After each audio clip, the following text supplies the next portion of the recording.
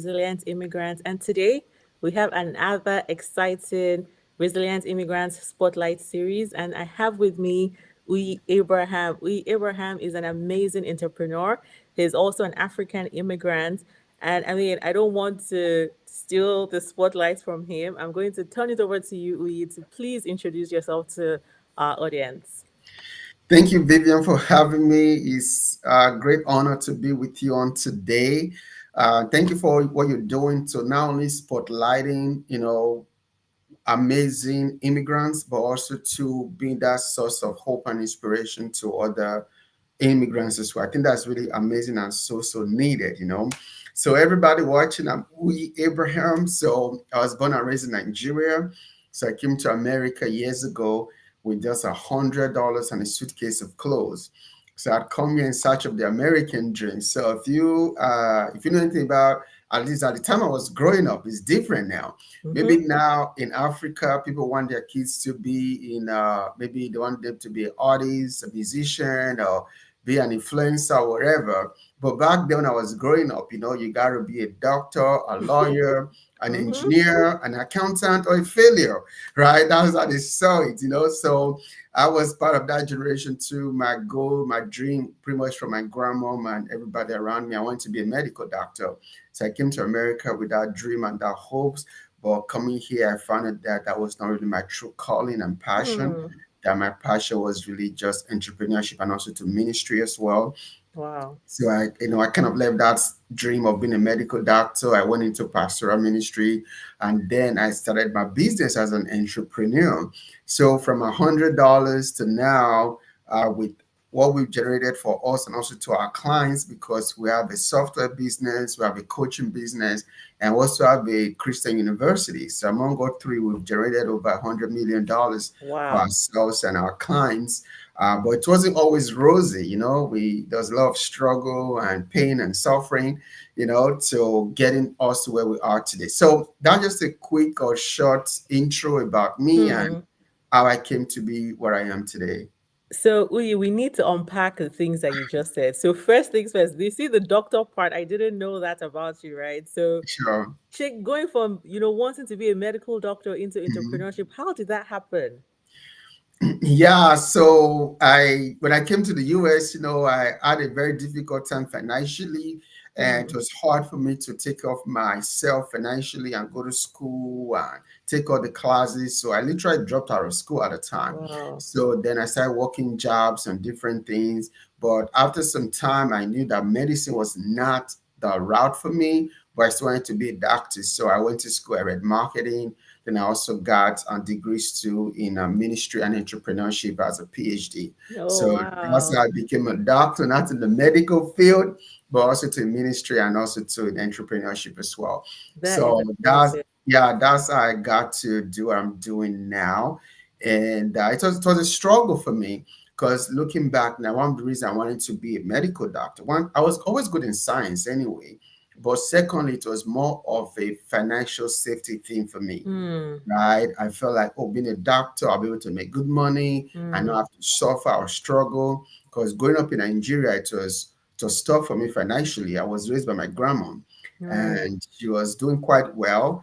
Then she started getting sick and getting blind because of diabetes. And Hmm. so she eventually went blind, and then her income just went to zero. So it was a very, very tough, traumatic poverty experience for me growing up. So medicine was going to be my escape route. So, Right. but then, that's why mentorship is very, very important. I had a mentor too that showed me how much she was making. He was also a pastor, Hmm. say, hey, trying to be a doctor, stressing yourself when it's not your calling or your Right. passion anymore. And how much do doctors make? Maybe $300,000 a year, 500,000 a year. And it's like I made over $1 million in 1 year in Wow. entrepreneurship. So that was my big aha moment. From that moment forward, I never looked back. I just put all my focus into business. That's amazing. And so I hear you say that you even dropped out of school because of the financial difficulties. Yeah. So I want to talk a little bit about that because a lot of people face that coming into the US or wherever country they migrate to, right? The hope is to migrate to for a better life. The Yeah, better life would come, but it's a process, it's a journey, right? yeah, And it's evident with your story as well, right? You knew that you needed to migrate for a better life. But yeah. in the beginning, it was very challenging. What were the challenges you faced? They're like, let's understand. And I want you to also, because somebody watching is probably facing the same challenges too, and is probably feeling down and frustrated and ready to give up. So I want you to state those struggles, those challenges that you faced, and how you were able to overcome them. Oh, good question. So imagine that when I came to America, my very first job, I was working at the movie theater. I Hmm. was cleaning after the movie theaters, movie goers, and also tearing the tickets. So I Hmm. was making about $6.15 an hour, right? So my rent was $400 a month. So when you do the math, and It's not mathing. it's not working, right? This was so tough that one of my lowest point, I was so hungry, I have no food at home, Oh wow. that when people buy movie theater food, I'll be praying that when I go to sweep, many of them will not even eat or touch their food. Wow. And many times people just buy like nacho cheese, buy popcorn and drinks, and they just don't even touch it. I have to help myself Yeah. from eating from leftovers or Wow. non-touched foods from people who were watching the movie at the theater, right? Couldn't make rent. I had to get a roommate that helped me a little bit. So we split the rent for the one bedroom apartment. I didn't have a bed. I was sleeping on just a mattress on the floor. We went to a thrift shop and bought a couch, and that was all we had. So things was hard financially. My very first car was a Joe Metro. The car would overheat every other day, Wow. right? I have to put anointing with oil every day because we leak oil, so I have to put oil every day. They have to baptize it with water every day too. Because we leak water. So I Oh, have to always have a gallon of oil and a gallon of water in the car oh because wow. anytime it could just break down and overheat. Hmm. So it was really that bad. But what really helped me to adjust like my faith in God and also to my understanding of coaching and mentorship. So I've always read books and known the importance of having a coach or a mentor who was successful. So I was Right. able to get inspiration, able to get information from them as well. And the way I even started my business, to one of my friend who was my very first mentor, gave me a gift of a website template. That was in 2004 Hmm. as my gift for my birthday. Okay, we said I won't get you a gift, but yes, your gift. And then that was I started building websites, started learning, digital skills. And if I would, give anybody any advice listening right now, we live in a digital era and the digital economy, right? If you can learn one or two digital skills, right, it will really, really help you to not just only make income, or if you have a job you love, you can make a good side hustle income as well. So my very first time was learning how to build websites. Then I learned photography, I learned videography, I learned graphics, and that carried me for a couple of years until I kind of switched into like tech and Hmm. SaaS and online education and stuff like that. So I didn't start big, I started small. My very first charge that I charged people was $400 just to build a website for them, right? To where we're doing today. So somebody's watching right now. Life is a process as an immigrant. But another thing I also want to do too, this is something I always tell immigrants as well. When people first come to America, the people you surround yourself with will go a long way to determine how successful you're going to be in America. Yes. If you surround yourself with people who are laborers, they're going to tell you that's what you need to do, and you're going to just be there and you're going to get stuck. Or Yes. many times, the most common example or advice is be a nurse or be in the healthcare industry, and there's nothing wrong with that, right? But if you're not careful, that's all you know, and that's what you're going to get stuck with. But if you come in and you are around a lot of entrepreneurs, and especially successful ones, you're also going to expand your mindset, and then you're going to start doing bigger things and greater things as well. So that was one of the stuff that really helped me, just surrounding myself with entrepreneurs early, and you started learning the game, getting better, and that helped us to be where we are today. But it was really, really tough financially for many years. So, you've said a lot of amazing things, and even before you mentioned the people you surround yourself with is extremely important. I wanted to ask you that question because the people you surround yourself with is I don't know how to overemphasize it. It's extremely key. And you stated two important people in your story. The person who the pastoral figure who told you about being an entrepreneur and showed you that he earned Yeah, million, which opened your eyes to say, okay, it's not just I can earn money outside of medicine. yeah, I can be rich outside of being a medical doctor. That was one. And the second person who gifted you the gift of a website template for you to start making websites.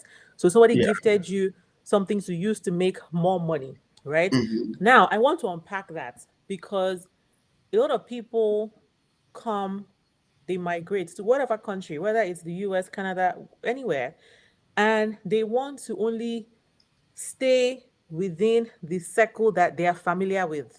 Mm, They don't want to, and it could be friends, it could be their relatives.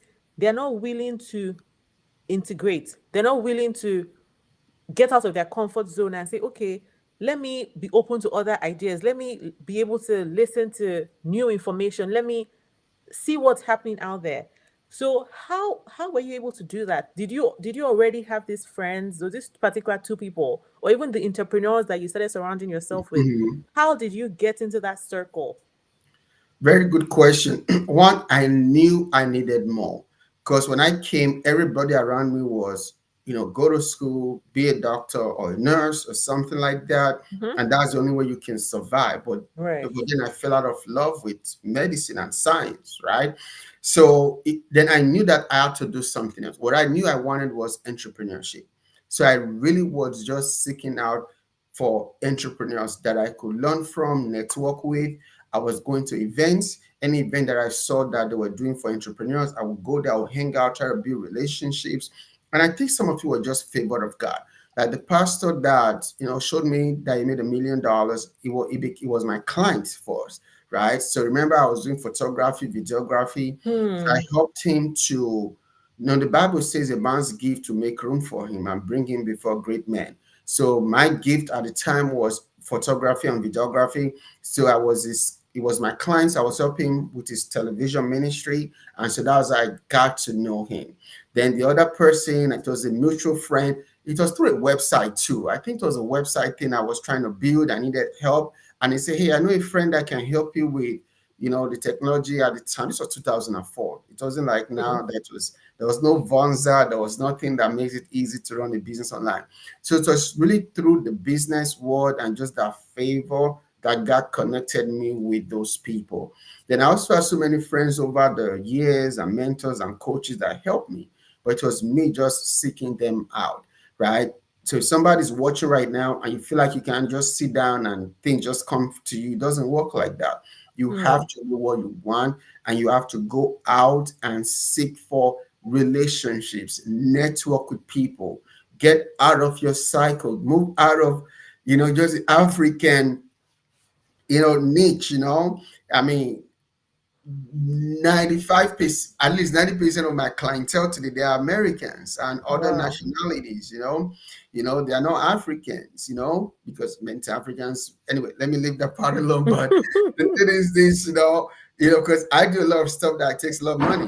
A lot of Africans, we don't naturally, that type of income want to invest in ourselves, for coaching or mentorship or whatever that is. So I've always just, built relationships with all the culture and just promoted what I do. So building relationships outside your culture, outside of your comfort zone is always very, very helpful to anybody.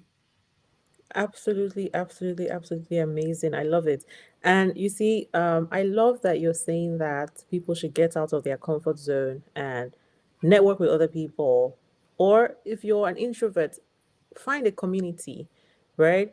Look for people who you can learn from, who you can exchange ideas with, rather than just being stuck with what you know. Today, even, people who are still Japan, I'm hearing them say, "Oh, I'm going to come and be a nurse. I'm going to come go into healthcare," right? okay, yes, people, nurses and healthcare workers make money, but what if that's not your passion? What if you really Exactly. don't like it? You'll be frustrated every day, you'll be depressed.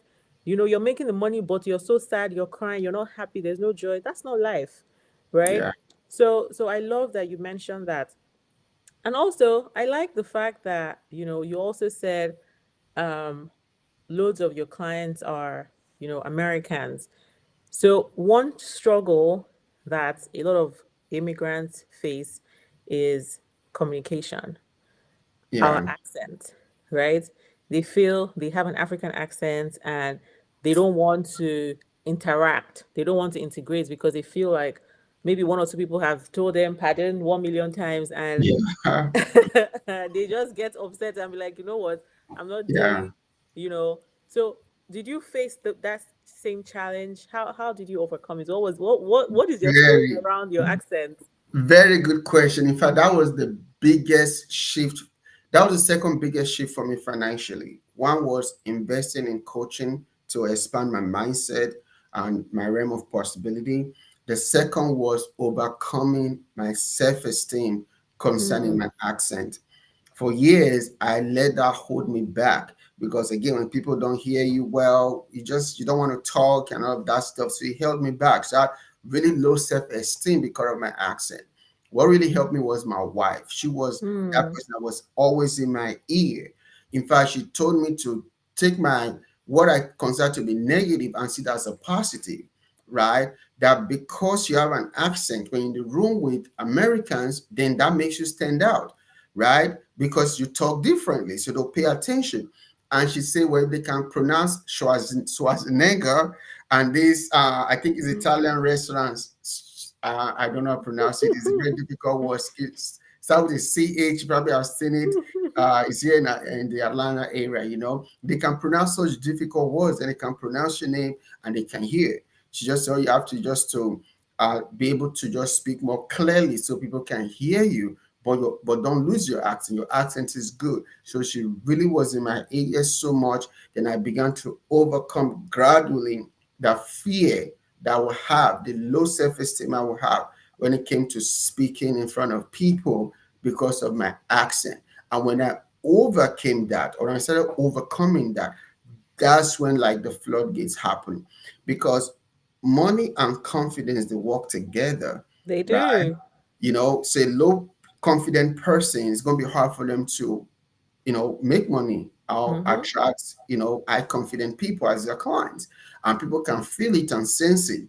So when I began to overcome that fear of my accent, my confidence was increasing, my self-esteem was increasing, then my money started changing too, because now when I go into these rooms and I wasn't feeling insecure, and there's another word, and inferior. I used to feel inferior a little bit. Inferior complex. Yeah, not because I wasn't smart, but because of the way I spoke, right? So that was it. I just started working on it, and she helped me. I took some classes, didn't really work well in terms of accent reduction, didn't work well.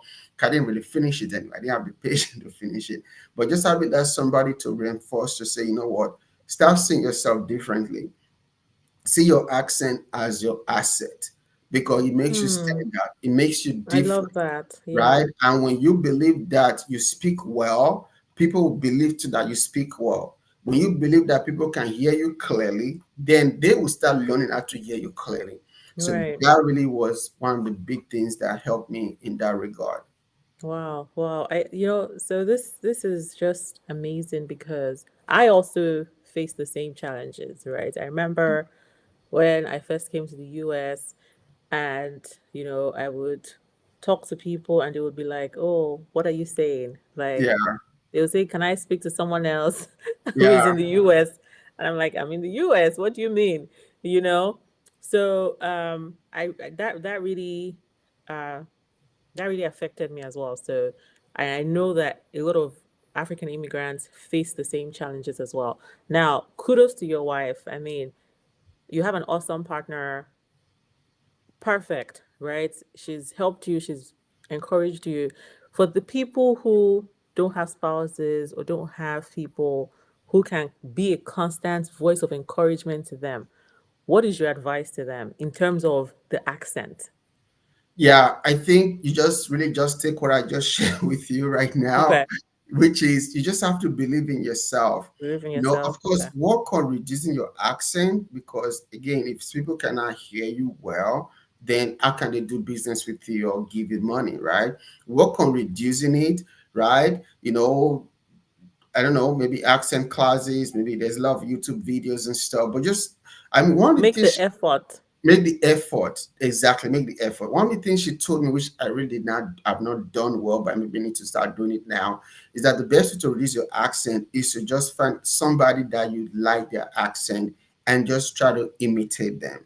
Mm, Imitate how they talk, imitate how their mouth, their tongue moves. And then before you know it, your accent will just start improving. You start sounding like that American person, you know. But I've not really followed that well. But for somebody that don't have somebody to reinforce that to you, one, just do your own best to improve your accent. It will never be perfect, it will still be there.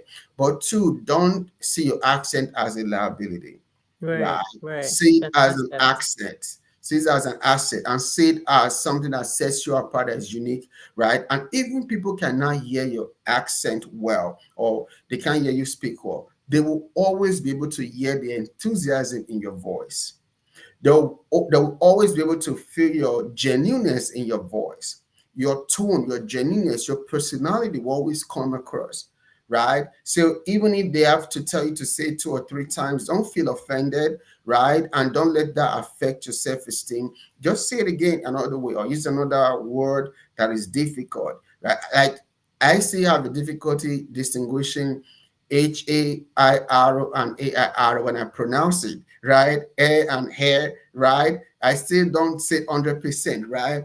But sometimes I have to use another way to kind of express if I'm going to use that if I'm speaking so people can understand what I'm saying, Same. you know? So just do it yourself. Confidence really is something that every one of us have to do on our own, right? Yes, No matter, even absolutely. if you have someone trying to push it on you, you have to receive it. You have Yes. to tell yourself you're great, you're amazing. You have to self affirm yourself. You know, Mm-hmm. you have to believe you are special first before Yes. that people can believe you're special. Absolutely. And that just goes back to self-confidence and believing in yourself. I love it. Okay, all Yeah. right. So I don't want to, go too long. I have a lot of questions to ask and, just enjoying your story, but right now I know that you do a lot. You're a serial entrepreneur. You said a little bit about um what you do in the beginning. But I want to focus a little bit on Vonza because I'm also receiving Vonza emails. Oh, awesome. Yes, I'm receiving Vonza emails. So tell us a little bit about Vonza. How can we what is Vonza? How can we connect with Vonza? How would Vonza help um, you know, African immigrants or just anybody in general? Awesome. Thank you for that question. So I started Vonza because I've been a coach and a course creator for a while. And then I saw that the system was really broken out there. To run a business online, you have to pay for multiple software to run your business, right? There was not one software that does everything you need. You have to pay for a software for your courses, one for your website, one for your email, and a bunch of other things you need the software to do. So I saw that that system was wrong and was broken. So I created a solution, which is a all-in-one software to give an entrepreneur, a coach, everything they need to run their entire business in one place. So no more needing multiple tools to run your business. You just use one to run your entire business. So that's what Vonza is. So Vonza is the easiest way to make money online. But if you're an immigrant, especially, don't rely on your job only. People are going to tell you to go to school, be a nurse, be a doctor, be in the medical field. That's not wrong, right? But don't depend on that only, right? You Mm, can teach online, you can create a course and sell, you can sell digital products. There are so many different online businesses you can run. So what Vonza does is that Vonza is like your business partner that mm, works with you to streamline your business. So no more using 10 tools to run your business online. You just pay for one and everything you need from your website, your courses, your community, your scheduling, your funnels, everything you need in one place. So that's what Vonza does. It's an all-in-one software that makes it easy for anyone to run a business online.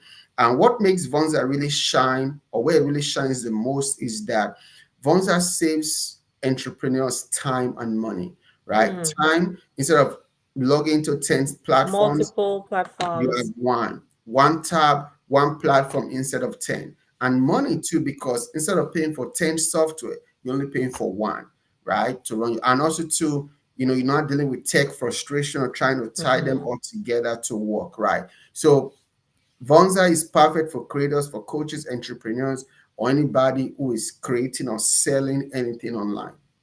That's awesome. I love it. All right. So, just, words of advice for someone out there, someone who is, trying to get back on their feet, someone who is looking for growth, someone who's trying to just excel in life, words of advice from you. Very good question. So I'll say two. Number one is to get a coach or a mentor. It really hasten the slow pace of learning things on your own so you can learn from them, a coach or a mentor. And second thing I'll say is that create something to sell, right? Have Mm, something that you can sell. Have an ebook, a course, a community, whatever. For example, resident immigrants, that can be a community. A lot of immigrants that might need coaching, that might need help, that might need advice, that might need to network with other immigrants as well, right? So this could be a community as well. So somebody listening right now, just find something that people need that you can create and sell, because we are right now in the digital age. economy, right? And if you're not, a part of it, you're really missing out a lot from digital economy. Yeah. Awesome, awesome. I'm glad you mentioned that. So, Resilient Immigrants does have a community. So, Resilient Immigrants is an NGO, and we have a community helping fellow African immigrants, providing information, because one of the things that we lack is information. And Yeah. we know information is knowledge, knowledge is power. It's a cycle. We need information. So for anybody watching and you need a community, you need to get out of your comfort zone, meet new people, connect, see what other people are doing. Definitely join the Resilient Immigrant community. We're here to encourage, empower, and evolve the lives of African immigrants. And of course, I want to thank you so much, Uyi, for participating with us. You're an amazing individual. Your journey is exceptional. I'm inspired, and I'm also even going to take some of the things that you've mentioned here today for myself because I'm also learning, I'm also growing. So thank you, thank you, thank you. And Uyi, for those who are watching who would love to connect with you, how can they do that? What platforms can they reach you on? Yeah, so on every platform is really Uyi Abraham. I'm very active on Instagram and Facebook, especially. So if you put Uyi Abraham or Dr. Uyi Abraham, you're gonna find me. Then also too, hey everybody, go on Vonza, try 14-day free trial. Vivian, I don't know what platform if you are using any for your community, but hey, you should use Vonza for your online community. So go everybody, go to Vonza, start a 14-day free trial, and use it to start or grow your business online. Awesome, awesome. I love it. And I'm going to hold you on that one. In fact, I'm going to try the 14-day trial. I'm going to try because I've been getting Vonza emails religiously every day. So, yes, your marketing is very top and effective. So, I love it. Thank you, thank you, thank you, thank you, Uyi. I appreciate your time. And we've come to the end of today's segment of Resilient Immigrant Spotlight Series. I hope you enjoyed it. Please like, comment, share, and of course, tell a friend to tell a friend. Thank you. Thank you. Have a great day, everybody. All right. Bye, Uyi.